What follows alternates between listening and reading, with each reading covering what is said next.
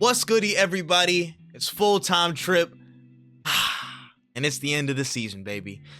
Make sure you like, comment, subscribe, all that good stuff. Arsenal 2, Southampton 1, or Southampton 1, Arsenal 2. And the season has finally come to its conclusion. Now, I don't want to take too much time up today because I've got, a lot of other stuff going on, and I want to give time to collect my thoughts. But I'll speak on the game today, but I'll speak on the season hopefully another time.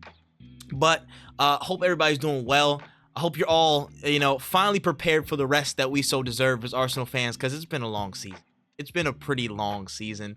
There's been a lot of ups and downs, a lot more downs than ups, but a resilient season, but also a disappointing season, but also a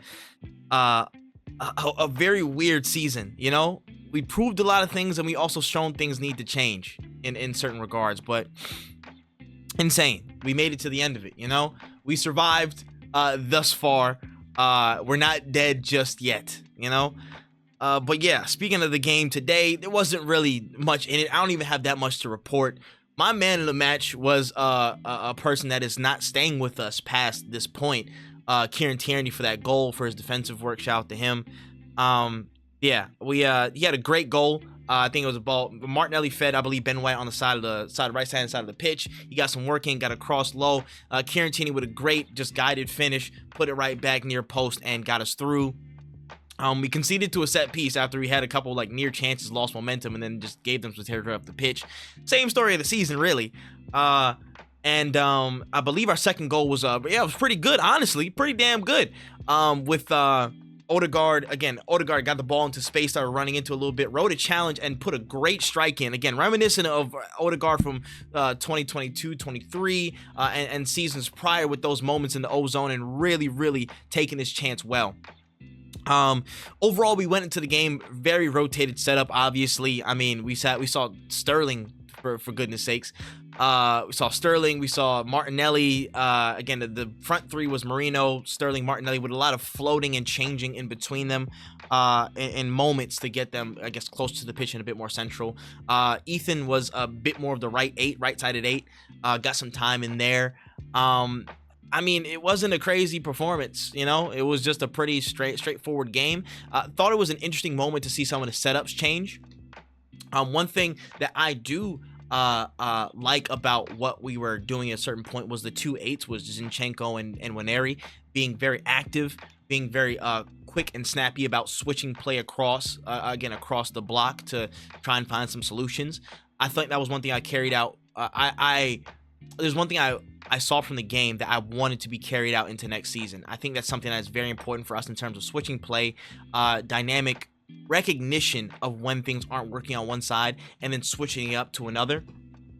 I thought defensively we were okay, getting caught in transitions and things like that. It was par for the course, good tracking back. But yeah, I don't have much to report from this game. I don't. I really don't. I guess I'll give my full end of the season thoughts at the end of it, probably sometime next month in June, when I have just a little bit of a break. I might do a panel style. I might try and bring some folks in and just to talk about the season, how everything went. I don't want to bring up some old wounds when people are resting, but it would be a good time to do it. But yeah, after the game today, it's just tough campaign, tough campaign. Above me on the TV screen, Liverpool's lifting their trophy. They've won. Congrats to them. I'll be fair. They lights out. Again, Salah had one of the best campaigns any Premier League players probably ever had. Petered out a little bit at the end, but that's still speaking to his standard. Crazy campaign.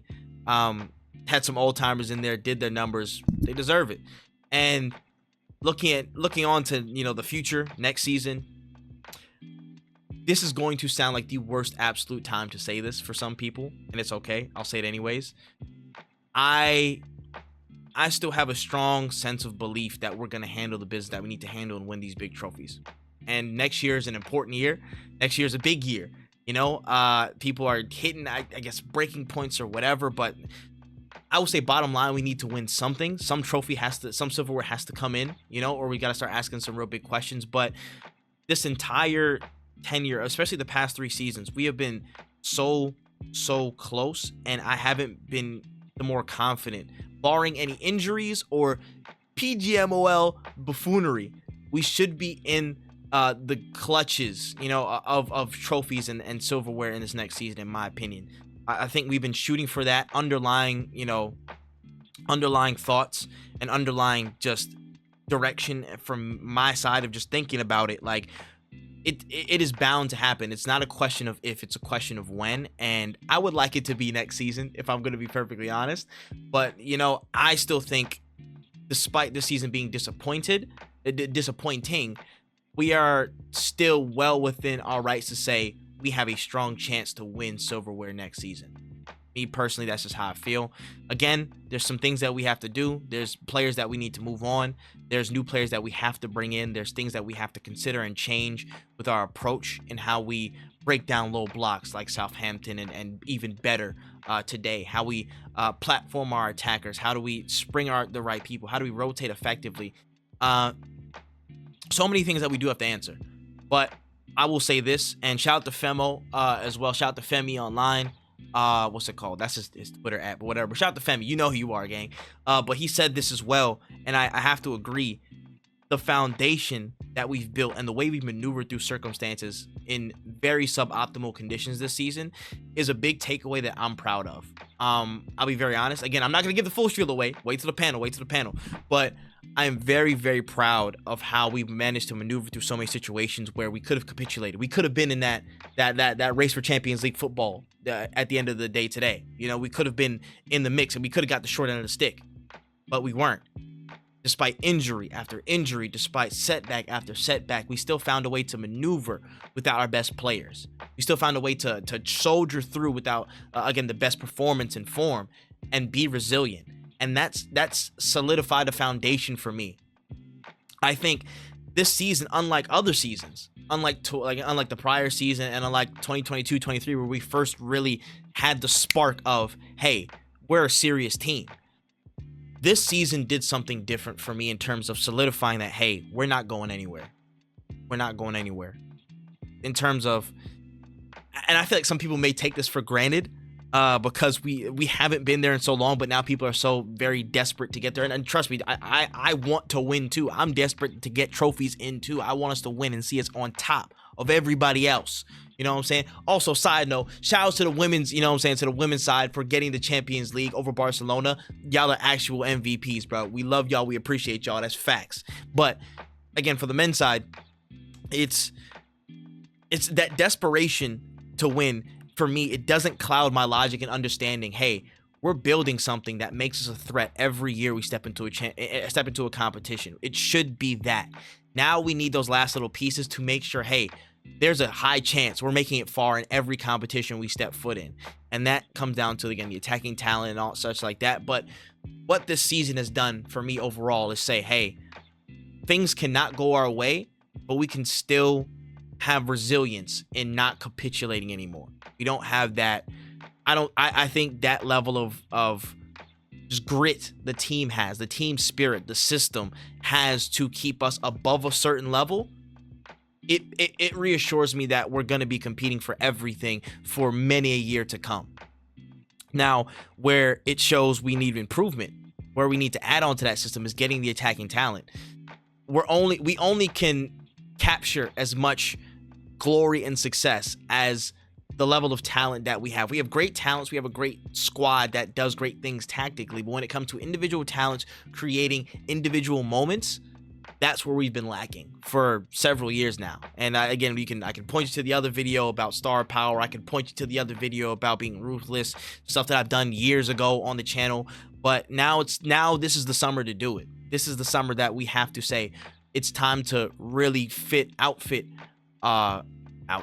We really need to fit our attack with the talent it deserves alongside Saka. It's now time to stock up our attack and really see what the complete picture looks like for us. That's where I'm at. So I'm going to do my best to dodge all the transfer links as hard as that's going to be over the summer. But until then, hey, I'm still proud overall, but we got work to do. We're not going nowhere. That's where I stand. Let's get it, man. So let me know your thoughts below on some of the season. Again, the match today, the goals scored, everything like that. Oh, and also before I go, I want to say a huge moment of appreciation for Kieran Tierney. Again, his last game for us as well. I'm so appreciative of him. Injuries just took him out of what he could have been. Injuries, and then the system kind of moving towards inverted fullbacks. But I always got time for Kieran Tierney in my life. You know what I'm saying? I appreciate him, his contribution to the club. He was there for us in dark moments. Again, the West Brom goal, one of my favorite goals that we've scored over the past few years. I'm happy that he has had a place in this club's history, and I wish him all the best at Celtic personally. You know what I mean? That is what it is. It was also Jorginho's last game for us. You know what I'm saying? Best luck and best wishes to Jorginho. He's going to Flamenco in the summer. I'm pretty sure, you know, Zinchenko's probably last ride for us as well. Again, the technical level would not have been at the level it was without him. So I'm happy that he helped us realize we can hit a level above where we were, and now it's time to keep pushing past that. So shout out to him as well. And yeah, we move on to the summer. We see who moves, who stays, who we bring in. Let's figure it out. But until then, you know, let me know how you feel in the comment section below. But I've been a full-time Trip for the 2024-25 season of the Premier League. That's all the time I got. And Arsenal, we're going to be back. We're going to do our thing, I believe. Book that. But until then, peace. COYG!